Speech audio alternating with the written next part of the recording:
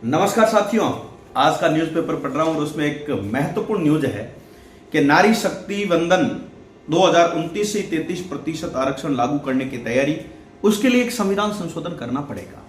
साथियों, बात होती है ये कि नारी शक्ति वंदन बिल 2023 में संविधान संशोधन हो चुका है, राष्ट्रपति के सिग्नेचर हो चुके हैं और उसको 2029 से लागू करने का प्रावधान तय है पहले से। तो अब प्रावधान ये बच्चों के समझ में नहीं आ रही बात कि फिर से इसमें संविधान संशोधन करने की आवश्यकता क्यों पड़ी, और चर्चा यह है कि इसी सत्र में एक संविधान संशोधन विधेयक लाया जा सकता है। अब लाने की जरूरत क्यों?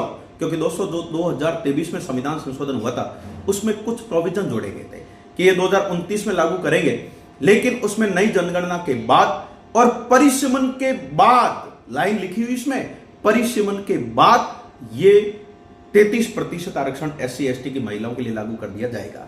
लेकिन अब साथियों, आपको पता है कि जनगणना तो चलो 2027 तक पूरी करने की सरकार की कोशिश से कर लेंगे, लेकिन आपको पता है कि जनगणना के आंकड़ों के बाद परिसीमन आयोग का गठन होगा। वो परिसीमन आयोग फिर परिसीमन का काम करेगा और ऐसा लग रहा है सरकार को कि परिसीमन का काम 2029 तक पूरा नहीं होगा और ये आरक्षण 2029 से लागू करना है। तो इसीलिए सरकार ये चाह रही है कि यह आरक्षण 2029 से लागू हो जाए, लेकिन परिसीमन 2029 तक होगा नहीं। तो सरकार चाह रही कि जो हमने पिछले संशोधन विधेयक में, पिछले संशोधन में परिसीमन शब्द लिखा था उसको हटाया जाए, और उसके लिए आपको पता होगा विपक्षी दलों से चर्चा चल रही है।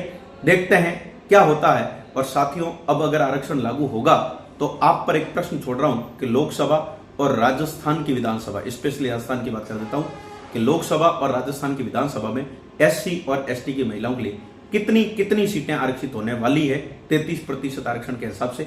आपको जरूर आंकड़ा कमेंट बॉक्स में लिखना है और अपने साथियों के साथ भी इस वीडियो को फटाफट शेयर भी करना है।